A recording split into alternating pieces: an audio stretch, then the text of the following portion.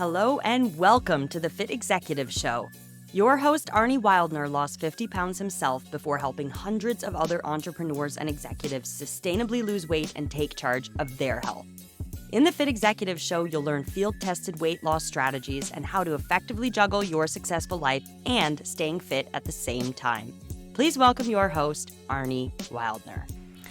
Hello and welcome to Season 2 of the Fit Executive Show. We have seasons now? Yeah, we do, because Awesome. We took such a long break since the baby was born. The baby, his name is Harley. He is now 3 months old. He is breastfeeding live on the stream. His head is hidden by the computer screen. I bet this is the first podcast you've ever watched with a live baby breastfeeding, but we don't have childcare, and we really enjoy this podcast, so we're getting it done however we can. I get to peek behind the scenes, yeah. Oh my God, cringe. Is that appropriate? I don't know. Anyway, so we're definitely uploading this as a video into Spotify. So if you're listening on Spotify or on our YouTube channel, you'll be able to see the pod. Awesome. And we're really excited for a topic that we have picked today. It's a topic that hits pretty close to home for me and hopefully to no one listening, but it is about heart disease. That's what we're going to talk about today, right?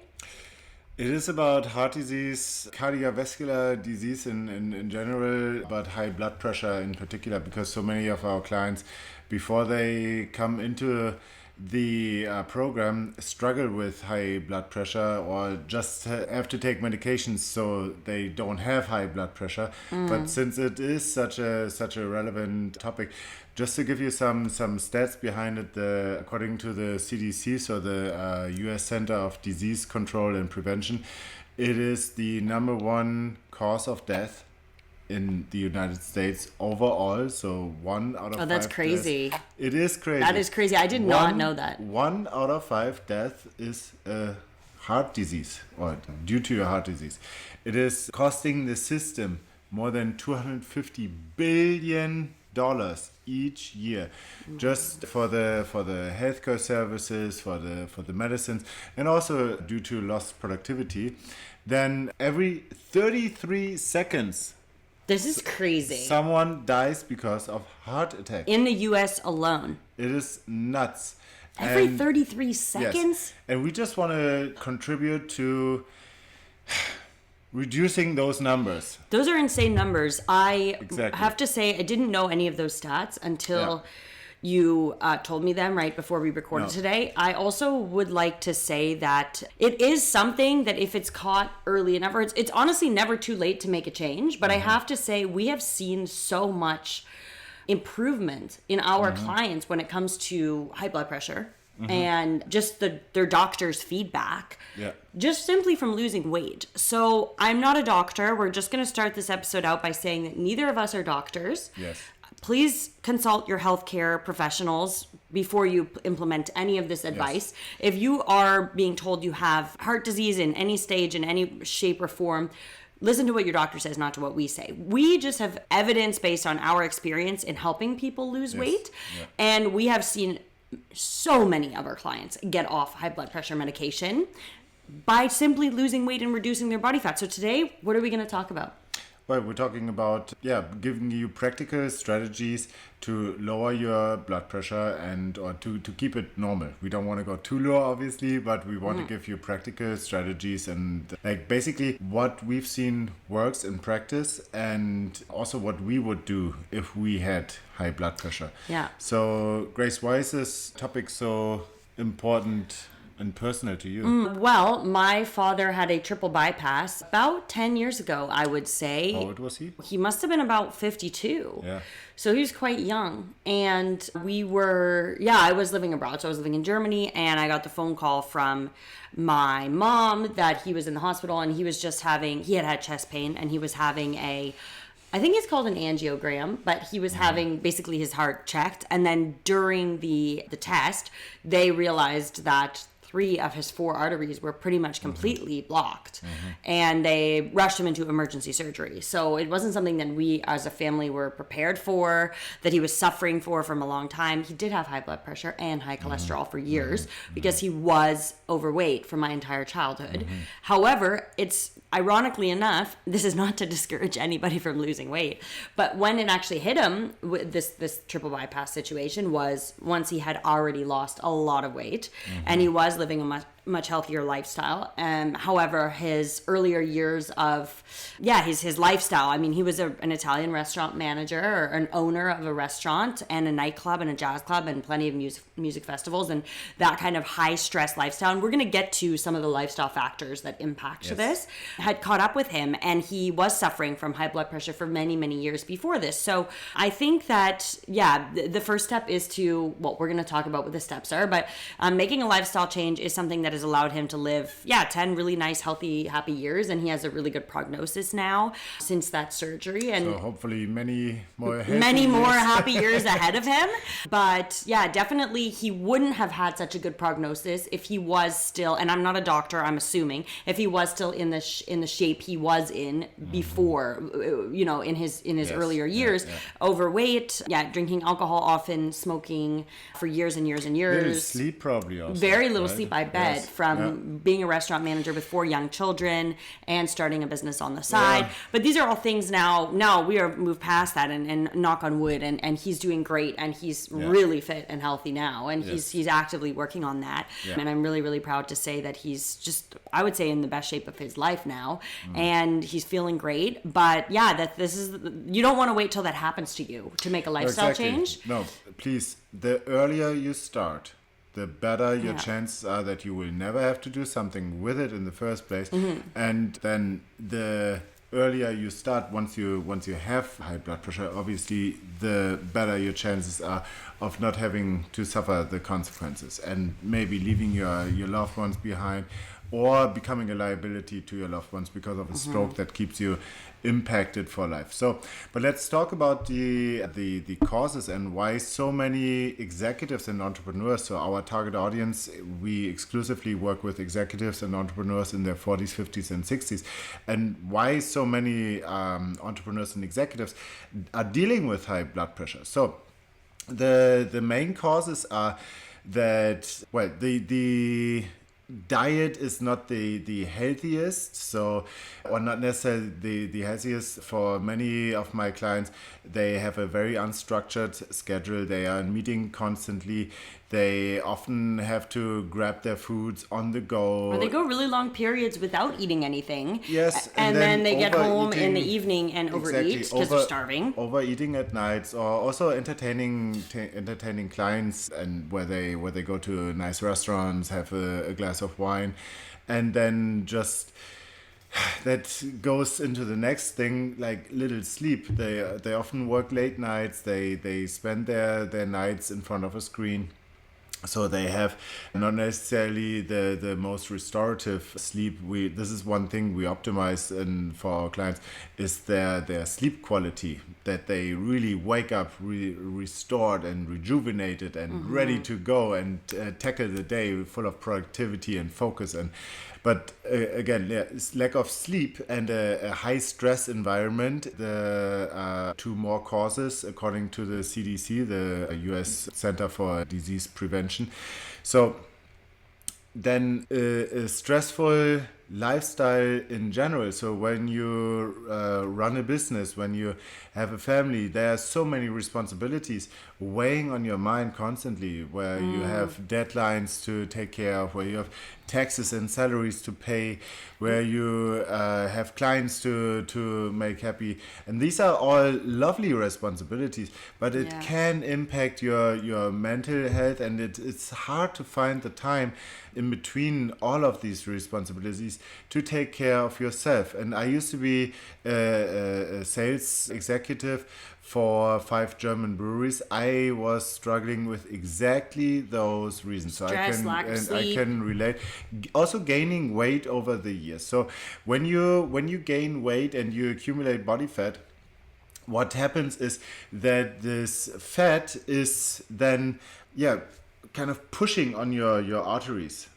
right? So it's like an external pressure. Oh, I didn't know that. Well, I always thought of makes, inside of your arteries there's plaque building up. It makes sense. That's another thing. Which is another thing. I didn't realize that there was also exterior. That's from an unhealthy diet. So the foods you eat either make it easier for your blood to flow or harder for your blood to flow. But at the end, it's your heart has to pump harder to make sure that your blood circulates into the last area Just of your body. Just imagine if you were, well, actually, I was speaking with a client this week who wants to lose 90 pounds, and he says, think of a 90-pound bag of concrete. Yeah. I personally have never lifted that or looked at that, but he says, I look at that in my day-to-day work, my business I own, I see these bags of concrete, and I think, dang, my body has to carry that around all day. Yeah. So imagine carrying that on your back. How much harder your heart would have to pump just to walk to the door. Yeah, but also constantly the just the gravity of the body fat is weighing on your arteries. Yeah, right? interesting. And the more mass you carry around,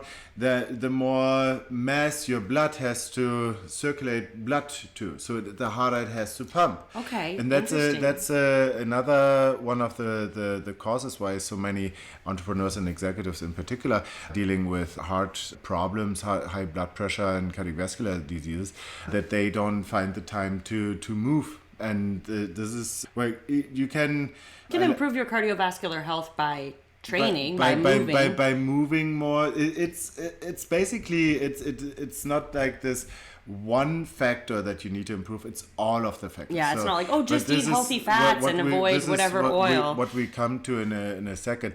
But to finish off the explanation of why it's so important to move yourself a little bit more is when you sit at your desk all day working on your projects, then or in a car for that reason, sitting in general, it's a lack of blood flow, right? So it's kind of like a reservoir where the water is just standing in there, right? Or like a swimming pool with not much circulation. Okay. And then compare that to a stream, like a river, where there's lots of oxygen flowing, and this is when you exercise. It's more like the blood flow inside your body. It's more like a stream, like a river that is healthy and that is transporting the nutrients.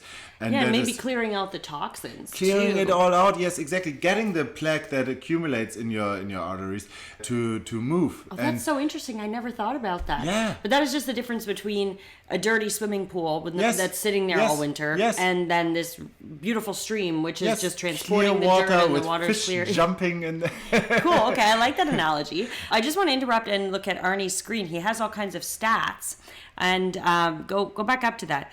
In 2022, 702,880 people died from heart disease. That is insane. That's almost 1 million people. That's like how many people live in Ottawa, basically, died from heart disease in 1 year in the U.S. Yes. Is that in the U.S.? No. Maybe that's in the world. No, that is just in the U.S. It's almost 1 million people. That's right. No, I don't believe that's only in the U.S. Okay, Grace, well, but it's true. It's true. That's so scary. That is traumatizing, honestly, because this is Those so are preventable. Facts. I mean, this is not is not a thing that is like just a disease. Like it's yes, of course, I'm sure heart disease and heart is genetic, but there are so many factors that we can. Yes, and we're going to talk about these factors right now. So if you're an entrepreneur or executives and you are dealing with high blood pressure or you want to prevent high blood pressure, this is your time to listen up. So what we found works best, and we already talked about some of the factors when we look at the root causes, and we always look at the root causes, right? So this is when client come to us, we always have to deal with the root causes of their weight gain and fatigue and lack of energy in the first place. Otherwise, if we just stay on the surface, it might lead them to lose weight, but they would regain it right back. So we always have to make sure that the root causes are fixed. What would be an example of a root cause? Well, for hormonal issues, slower metabolism, those things. Also, sometimes it's mindset related, and everyone has such a unique history with food and eating with and food, exercise. Dieting, exercising. We deal with a lot of college athletes. But now let's get to the factors that our listeners can use to start their journey. So first factor is to lose weight. Okay, if you go back to a normal or ideal body fat percentage, and we're talking about around 15% for male and 25% for female. This is where you have a flat belly, a lean physique. And another way to measure it would be the waist to height ratio. That is your belly circumference and centimeters divided by your height, and it should be below 0.5 to have no risk of body fat related diseases. Waist to height ratio. So for example, I'm 186 centimeters tall. And what is that in feet? That's 6'1", and so my waist circumference should be half of that maximum, so that I don't deal with high blood pressure and so on. We use with our clients, we use waist to height ratio rather than BMI. Yes, for sure. No, the BMI can be healthy, but you can still have too much body fat. So definitely, if you're listening to this and you've never calculated your waist to height ratio, go ahead and do that. Yes. Convert your height into centimeters and then measure your belly circumference. So for someone who's 6 foot tall, your belly circumference should be below 3 foot. Okay. Interesting. So great. Okay, cool. Yeah. Okay, continue. So lose weight is the step number one. Lose weight. And there are countless studies who've been showing that losing just 20 pounds of body fat can improve the blood pressure by about 15, like the systolic blood pressure by about 15 points, and the dystolic by about 10 points. Wow. Which is massive. Like, this is just crazy. 20 pounds. It's nothing. That's what our clients usually achieve in the first 90 to 120 days. So this is definitely. Definitely. Yeah, and that just shows you what a massive impact just losing a few pounds I can have on that. That's insane. Yes. And I just have to jump in here and say, as someone who has never struggled with being overweight myself, it was really shocking to me to hear how many people get warned by their doctor as soon as they start gaining weight. That's the first thing that their doctor says to them is keep an eye on your blood pressure, right? Almost everyone we talk to, they gain weight over a few years. Very, very important. And the doctor says like, okay, how do you feel? Oh, I feel fine. I don't have any pain, whatever. Keep an eye on your blood pressure. If you don't know your blood pressure, please get yourself a measurement device. And you can do it at the pharmacy, at any pharmacy you walk in, they have that machine. I recommend getting a decent one just for your home use, so you don't have to walk to a pharmacy. What you want to do is keep an eye on it. Okay, how it develops, how it develops over the years. If you're healthy, great, have a baseline for you. If you're unhealthy, you would still want to see how it develops. This is why we work so data driven, because it's the only thing relevant. If the data moves in the right direction, then it's working, and if not, you have to face the facts and do something differently. Okay, so make data-based adjustments and decisions. This is part of the metabolic metric system. It's called that way because we look at the metrics all the time.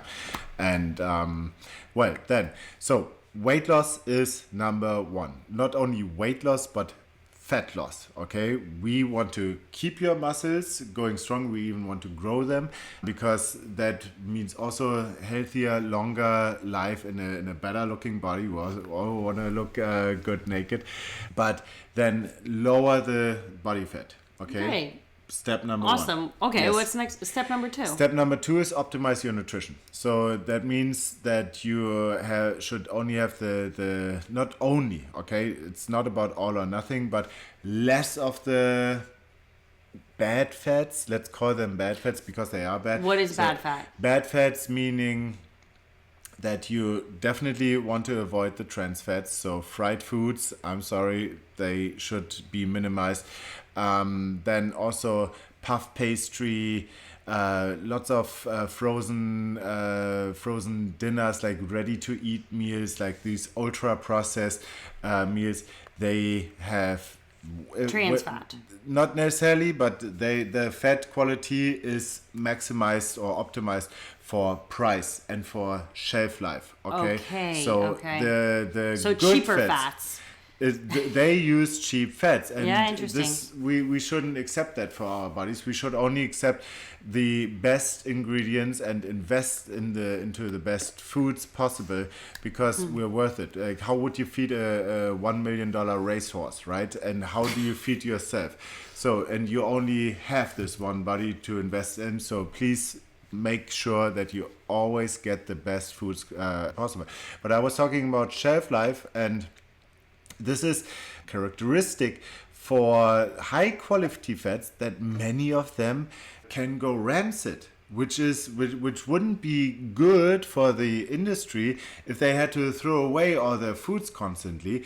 But think of foods like fish. Fatty fish it has a short shelf life, right? Oh, interesting. I've never thought of that as a way to decide on which fats. So for most of our good fats means increasing the omega-3 fats that we eat, or the sources. So fatty fish, for example, avocado, free-range eggs, free-range meats, then like free-range dairy products. They are higher in omega-3 fatty acids, and they carry less of the inflammatory fatty acids. Okay, so please invest into the best foods possible. So if you're cooking, let's say, like, for me, example, I cook eggs every day. I saute things in a pan. Yes. If you're going to saute some meat, you recommend olive oil.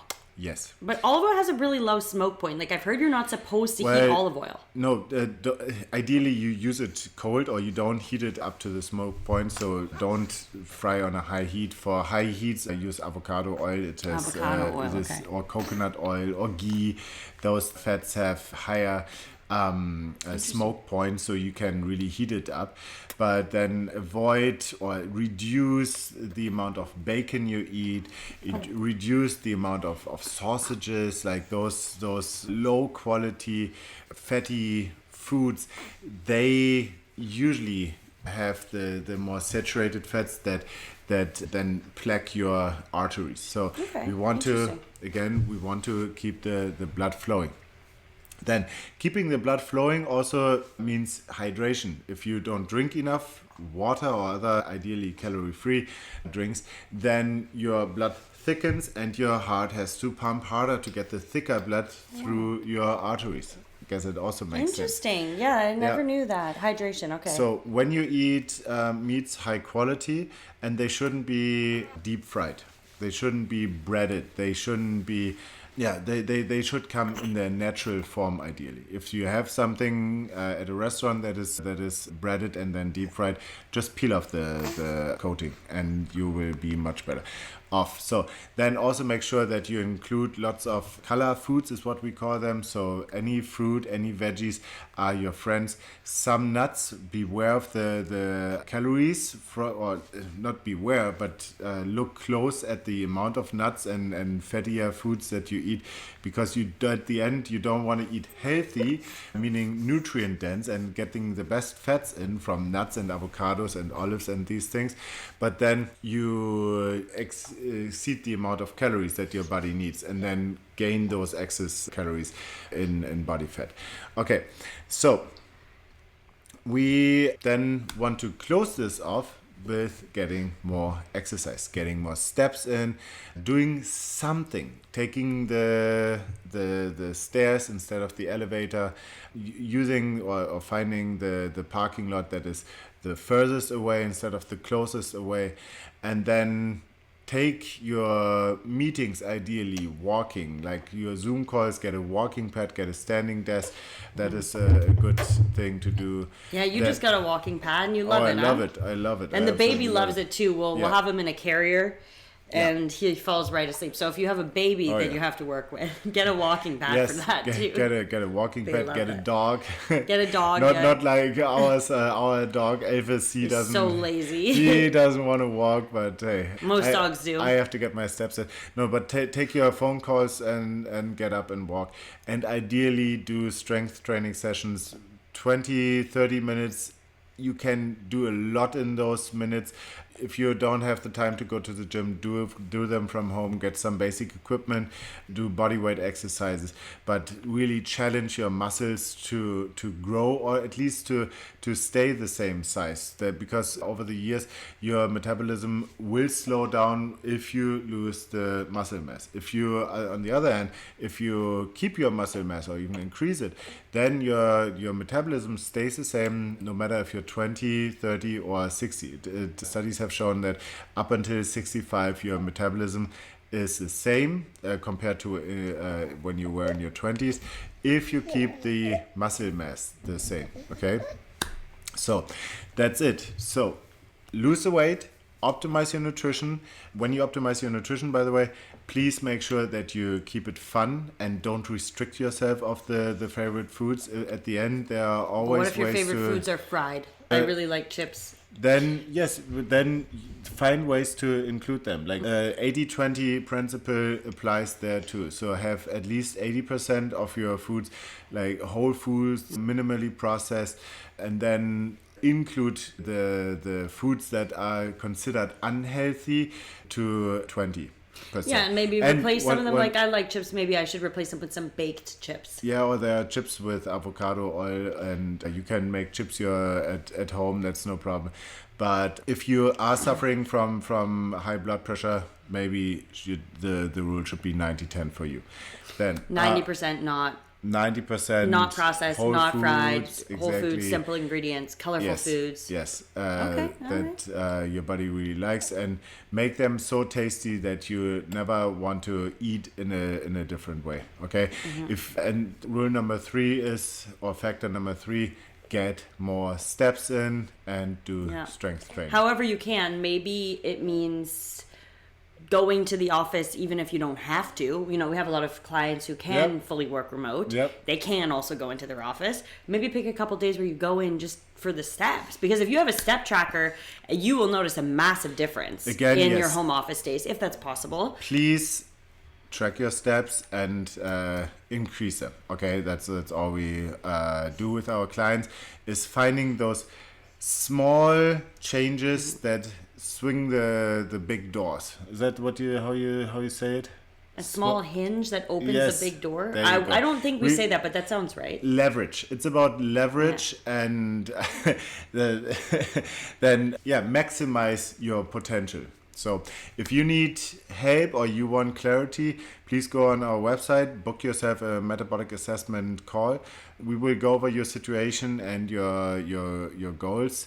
So first, and then build a customized solution for you around those things that you cannot or not want to cut out of your life. And go to fitexecutive.co/ what's it called? /free. Yeah. To book yourself a free metabolic assessment call. That's to download the free book. No. What about someone who has a free book and who wants to just book in a call? Click the link under this episode. All right. No matter where you're listening, there's always a link to book a call under the episode. There you go. So I hope we see each other soon, and I hope this was valuable, and keep your heart health up. Okay? Yeah. Awesome. Take care. Bye-bye. And that's it for today's show. Thank you for spending your valuable time with us. If you want to lose weight but don't want to do it all by yourself, go to arniewildner.com/call and book an appointment for a free 15-minute phone call with us, where we'll look at your situation, your obstacles, and your goals to find out if and how we can help you.